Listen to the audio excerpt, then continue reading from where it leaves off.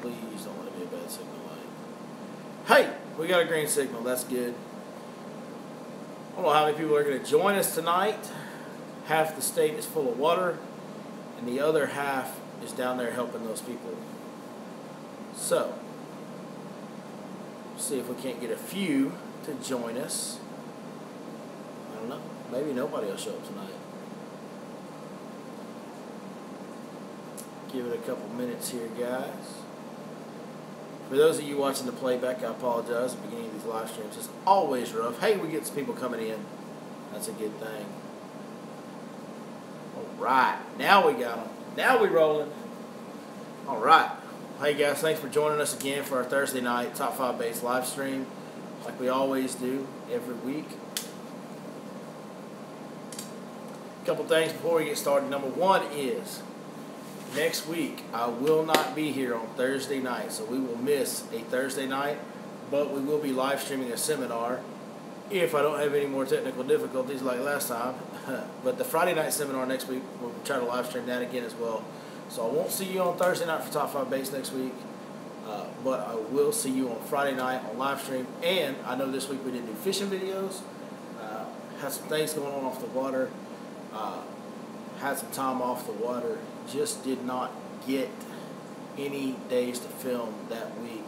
I didn't get on. Actually, didn't get on the water at all for a week, which is weird. But actually filmed today for next week's videos, so you guys will see those on Monday and Wednesday back on our normal schedule. Hey, it went pretty good. It's a pretty good day. So we got that going on. So most importantly, let's talk about what everybody from this great state is thinking about and living right now. Those of you that don't know, I am from, originally, the greater Houston area. I grew up in the Conroe area. My wife's from the city limits of Houston. We have a lot of family down there. We were really fortunate with our immediate family. We had one family member who lost their home in the flood, but everybody else has managed to stay as dry as possible in that situation. But man, oh man, what an incredible tragedy. And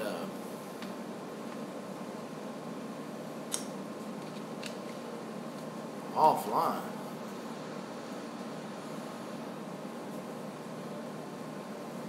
Wow, somebody's saying that theirs says that the live stream's offline. Is that a mass problem? Alright, so it seems like maybe that is Eric Holly. I don't know if you can hear me or not, but I think that is on y'all's end because other people are seeing it fine. Are you guys hearing and seeing me fine? Somebody let me know if they've got good picture and sound. Yep, I'm on. Okay, perfect. Alright, hey, Eric Holly and whoever the other guy was that said that, man, I'm sorry, I don't know why it says offline, but it's not, so, okay.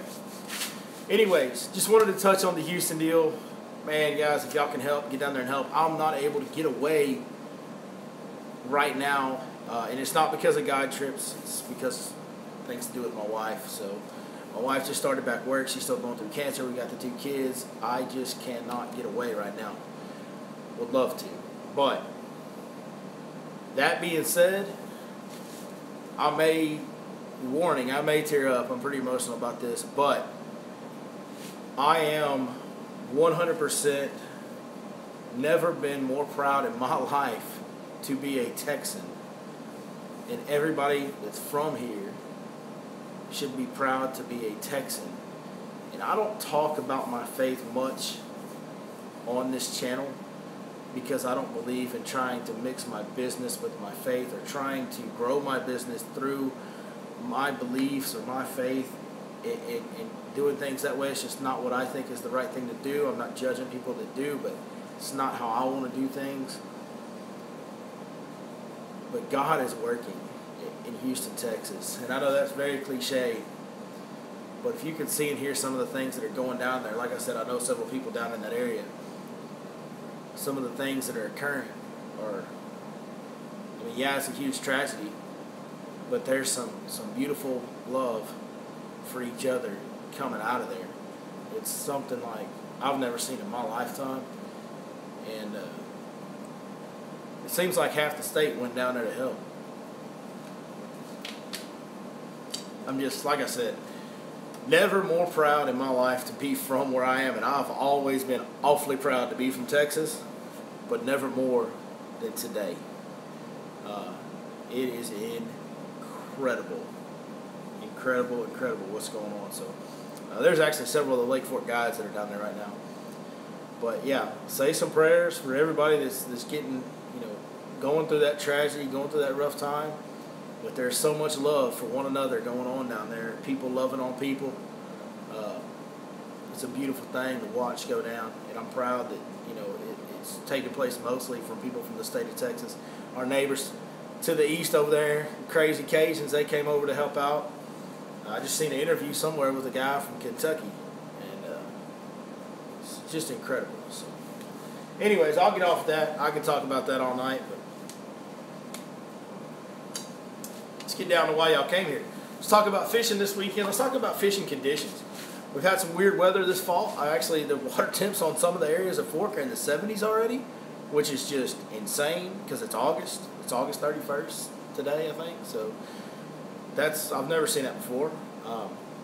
I saw something yesterday on the lake. I saw the most massive school of bait fish I've ever seen in my life, and they were already migrating into a creek.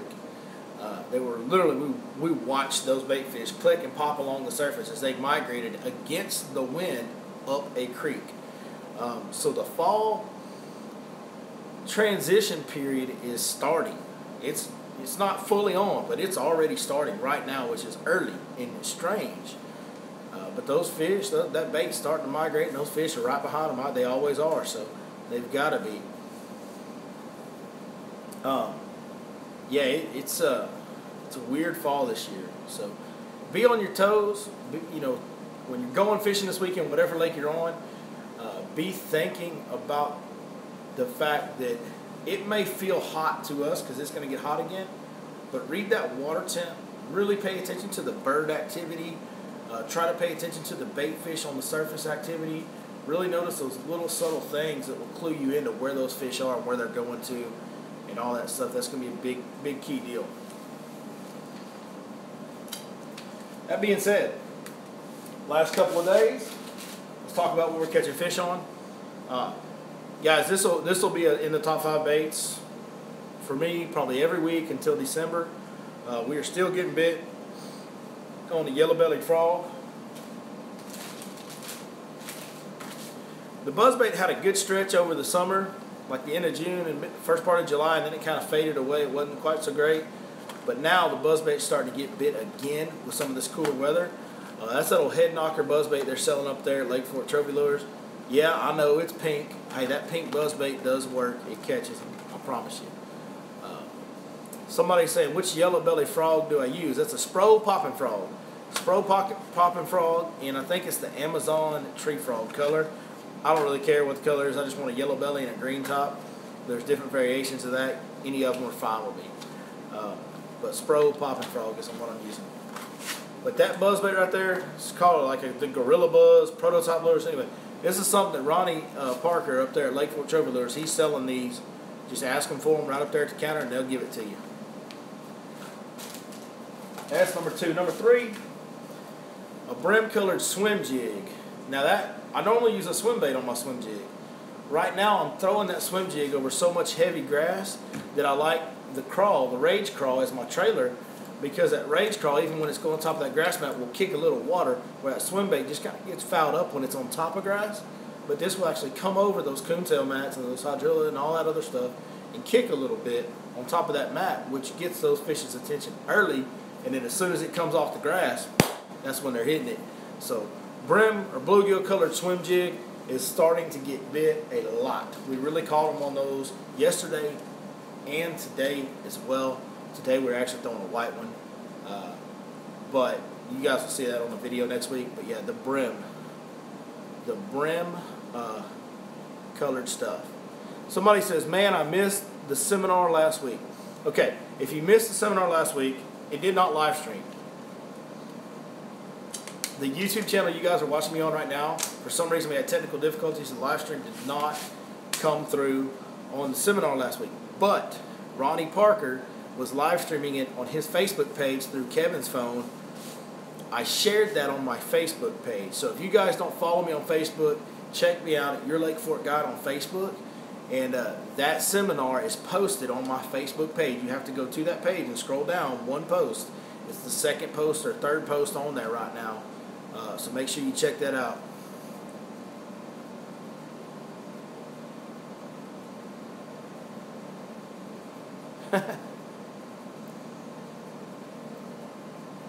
Wow. Somebody, who's this? Let's see. Do He Choi Chin. Hey, man, I appreciate you watching, but I really appreciate if you keep that language toned down in the comments, man. There's no room for that here. This is a channel of helping each other catch more fish and spreading the good word, and we ain't about that. So either keep that to yourself or take it somewhere else, bro. You're not wanted here. All right, last two things. A couple weightless plastics that are catching them.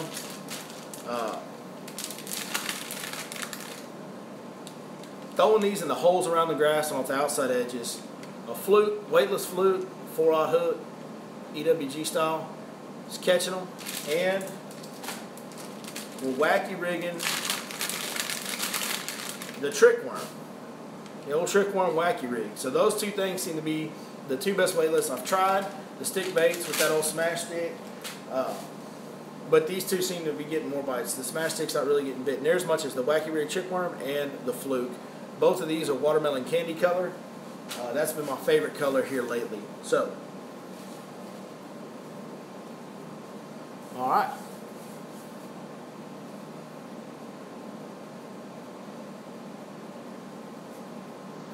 Well, if you have any questions, let's get them in. Go ahead and start asking them now.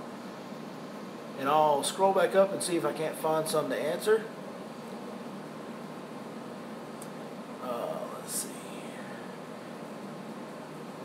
Somebody's asking about the Berkeley event. How big is the Berkeley event?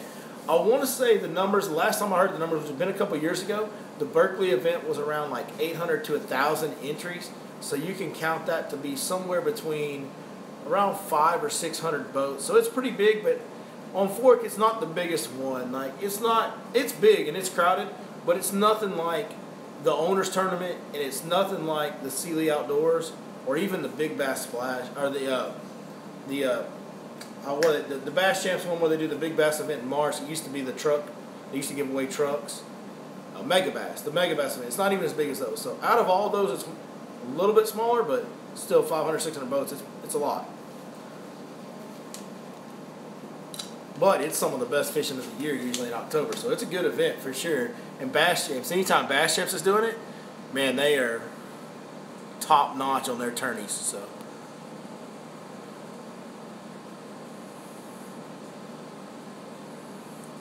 Alright, so there's a lot of comments tonight. I'm trying to scroll through them and find the questions.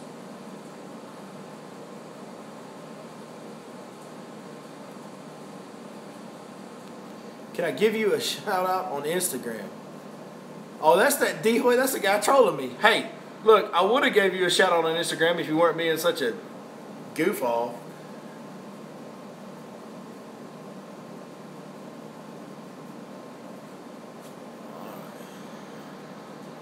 Whoa.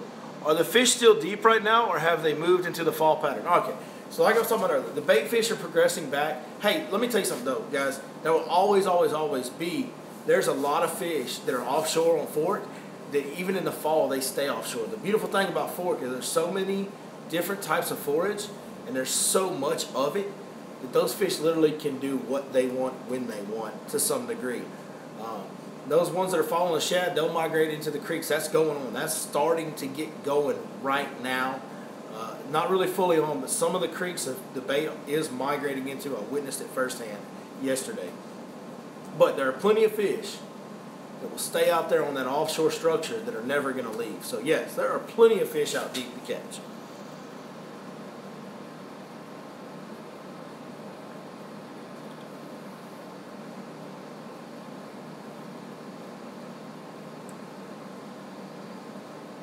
I'm finding fish in about 20 feet of water off edge of bridge, but can't get them to bite. Any suggestions? Well, a drop shot. A drop shot. If you know you're marking, first, are you sure you're marking bass? Because if you're sure you're marking bass, Uh, you know, it's one of them deals. Sometimes this happens. We all go through this on fork where we find fish offshore. Number one, try to find more than just a couple groups of fish. Try to have a lot of groups of fish where you can kind of run and gun, what we call it, where you just run from one school to the next, right, and rotate them. And eventually you're going to tee up with one of them when they're feeding, because that's a deal. Especially on a summer bite, that's a deal. Now, as we get in the fall, they'll feed sporadically off and on throughout the day. But during the summer, they have windows where they bite and windows where they don't.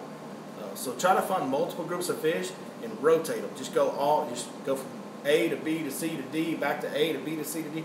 And keep rotating them until one of them schools triggers. But a drop shot is probably your best tool to get that finicky fish to bite. Put it down there, leave it in his face, and don't move it as much as possible.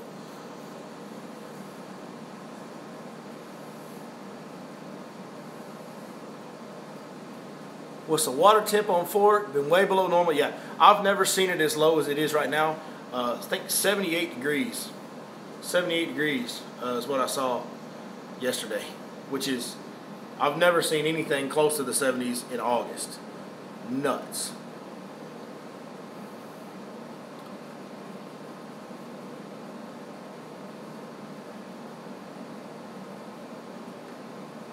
What can I tell you about white oak branch on fork? What can I tell you about white oak branch on fork?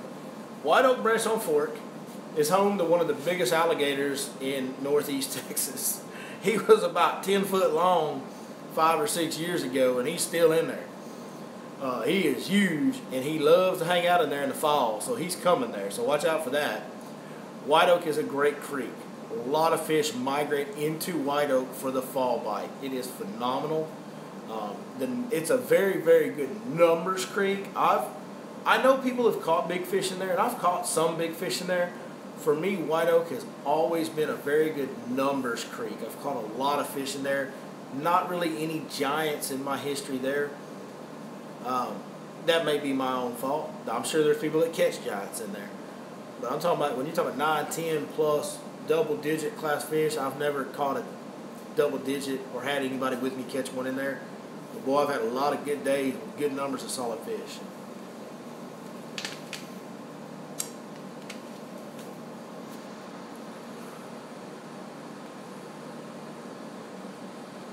Shad migration. Fish there or leave shad everywhere on the home lake. Okay, shad migration, fish there or leave. So when the shad are actually moving, typically, this is not a golden rule, this is not a set standard.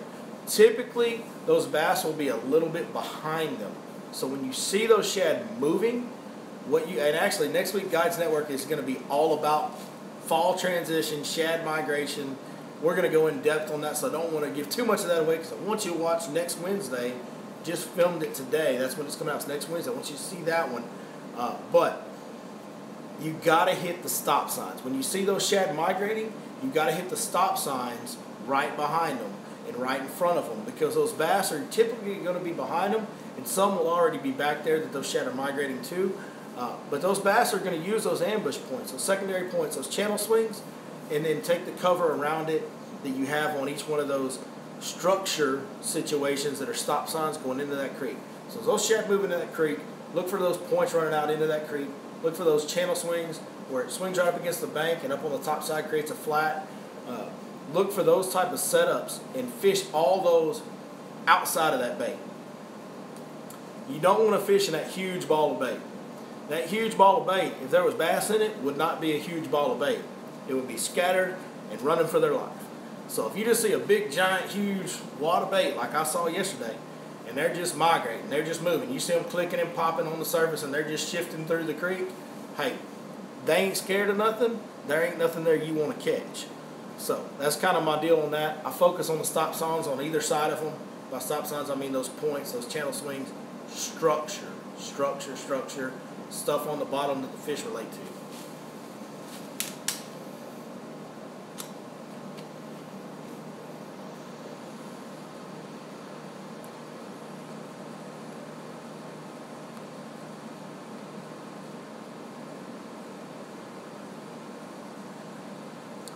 Okay, so if I fish in a hole for about 4 days in a row, how long do you think it would take for the bass to get comfortable again?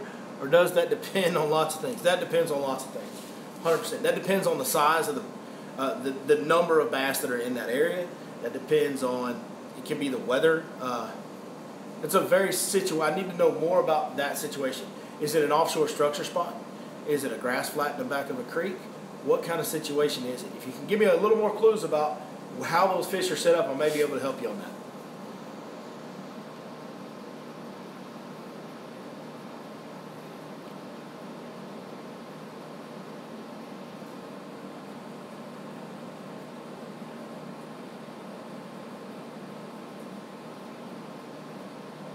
Somebody says, see, O-Dogs misses. I just won my first tournament and I'm 13. Congratulations. Welcome to a lifetime of pain and suffering, spending all your money chasing greenfish. But very happy for you, brother. All jokes aside, that's awesome. So glad you're involved in it. I hope that I can help you catch a couple more along the way, and maybe you can help me somewhere along the way, because it sounds like you got it going pretty good. Good job for you, buddy.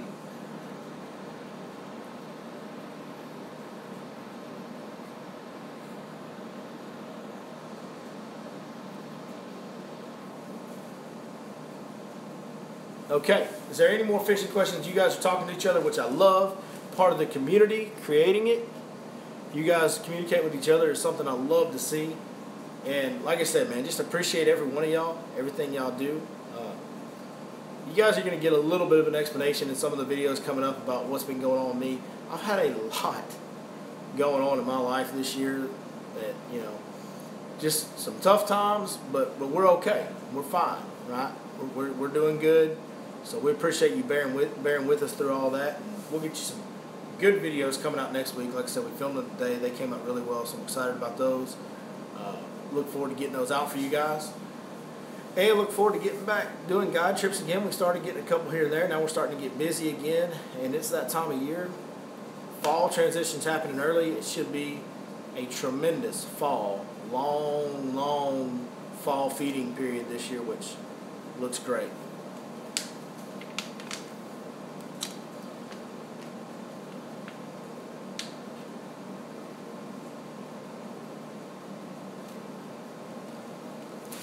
What's my thoughts on birch, more specific the pipeline that cuts across out near the main boat lane? Well, out there at the mouth of Birch, there's a few things. There's some points. Of course, there's that one point that runs out to public hump that's really like a ridge. We call it Heartbreak Ridge. There's a lot of stuff out at the mouth of Birch, not just that pipeline, that holds fish, that fish use and set up on. The issue you find when you have that much variety of structure in a small area like that is they tend to move around from one to another a lot. So one day you catch them on the pipeline, one day you catch them on this point, one day you catch them out on public hump, the next day they shift. And a lot of it has to do with wind. What I really try to do in that area is if I'm going up there and I know I've had a big school of fish, some good fish up there, I'm going to look at the wind. Literally, when I take off in the morning, I'm going to look at the wind direction and decide which piece of structure I go to first based off of which one the wind's blowing on the best. I want that wind blowing right into it or right across it. I don't want it blowing away from it. And I really use the wind to decide out of all that structure which one I fish, because there's several spots out there. With jigs, what line, rod, and reel should I use and not? Okay. On jigs, I like to use 20-pound fluorocarbon, or well, the FHP, the Fluoro Hybrid Pro that they sell up there at Lake Fork Tackle. But something in the 20-pound range is what I like to use on my flipping jigs, for my creek channel, deep water flipping jigs, on my football jigs, basically on all jigs I like to use that 20-pound fluorocarbon. My rod that I use is actually the same rod I throw my frog on. I like a 7.4 heavy action limit rod. It's a 7.4 heavy. This actually happens to be the one I've got right here. But it has, and this is important with a jig, it has a little bit of that, right? A little bit of that. Just a little bit. Just enough. I really like a little bit of tip with my jig, but I want a lot of meat. And that's a big stout rod at the bottom end. It's a heavy. There is no bow still. This far apart, zero bow. get out here to the second guide. I'm just barely getting any bow at all. You guys probably can't even see it. My hands are really far apart. I got to get all the way out here to the middle of the rod before I can start actually bowing it up where y'all can see it. So, like a lot of meat, but I want a little tip, and that Limit 7/4 heavy is as good as any rod I've ever had for jig fishing. Very light, very sensitive. It's money on a reel.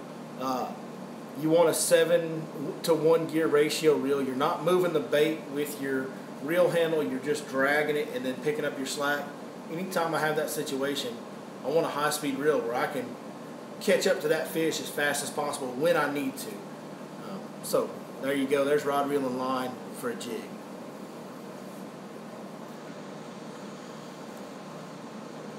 My local lake has been low all summer. It finally filled up. I've been catching good fish in the shallow reeds. Do you think they will stay there or move on? That's a very good question.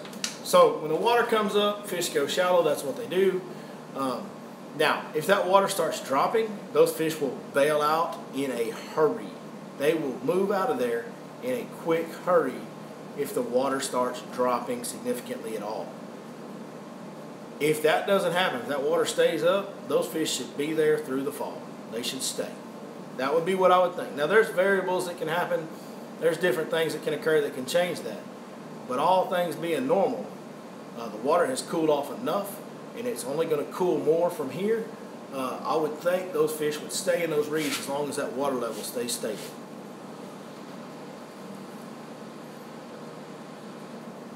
Best bait for sunny days on hot midday situations. Well, if you're fishing shallow right now and you got a hot, sunny, calm day, hey, that wacky rig trick worm and that fluke, right? That's your deal right there. The weightless plastics. Those non-windy, calm, sunny days in the middle of the afternoon, that's when I'm really keyed in on the weightless plastics. Those conditions that are supposed to be tough. Now out deep, that's when that drop shot comes into play again, okay, if you're fishing out deep. Jig, I use a 7/2 heavy line, 50 braid, your choice, blah, blah, blah. Yep, 7/2 heavy, 7/4 heavy, very similar rod. Larry Sackett, you've got a very comparable setup. He prefers the braid. I don't have a problem with that in most lakes on Fort.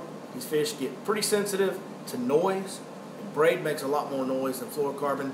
That is my main reason for using the fluorocarbon over braid on a jig is the noise factor. And fish on Fort get really sensitive to noise sometimes. So that's why I do that.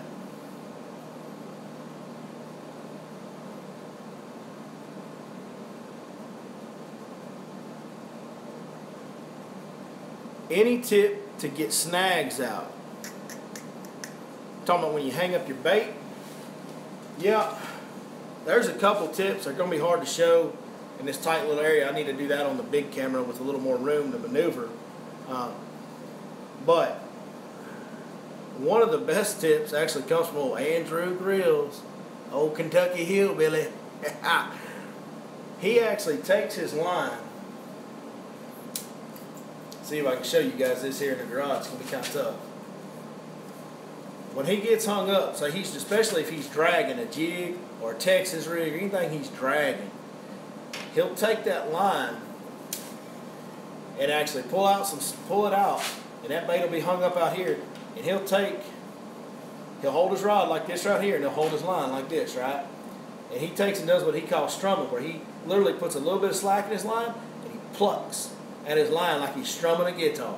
And he just plucks it, plucks it, plucks it. What that does, usually when you're dragging something, okay, and this is all credit to Andrew, right? All credit to Andrew Grills. He showed me this, and it's brilliant. So usually if I've got a tree and I'm dragging something, when I drag it up, that head is what's hung, not your hook. And what he's doing is that head is wedged in here.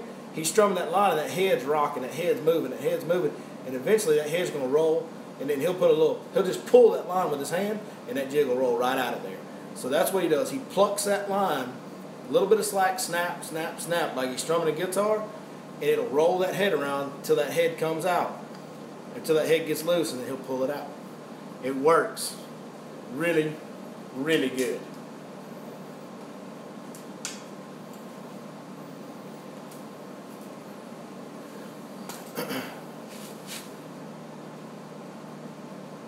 Somebody said, don't overfill your reel for backlash. Yeah.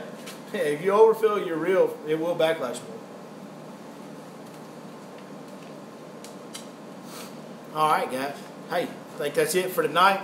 Appreciate you watching. Looks like most of the people stayed all the way through it. That was beautiful. Somebody says he wished he'd asked that last week, lost a good jig. I hate losing a good jig. I hate losing any bait that's caught a lot of fish. Kind of like that one right there is all beat to death, right? That frog, y'all see that paint rubbing off him? You can't see it on the camera, but there's little teeth marks all over that joker that they're not really showing up too well on the camera at all. But if you could see it in person, there's teeth marks, literally teeth marks cut into that frog. Here pretty soon, that frog's going to get his cover literally torn. There's going to be a tear in his side. I'm going to have to retire him. But it's hard to get rid of a bait that's caught a lot of fish, I know. Hey, no problem. Thank you guys. Appreciate you guys commenting, saying thanks. Can't thank you guys enough for following along, for building this community that we're building. Hey, shirts have been ordered. They are coming. They look really good. Really good. I can't wait to show them to y'all. Well, I guess I shouldn't say this. It's being a little cocky considering I picked them out, but I think they look awesome. I think you guys are going to like them. So looking forward to that. And other than that, please continue to watch the channel. Monday and Wednesday's video, comment, let me know what you think of them. Send me a text if you want to. You guys get out there and get after these fish this weekend. Go catch them. Hey, we got good fall fishing coming. And you guys are always a pleasure to talk to on Thursday night. And I won't see you next Thursday night, but I'll see you live Friday at the seminar. Ask us some questions, and we will get them answered for you. And other than that, see you guys next time right here on your Lake Fork Guide.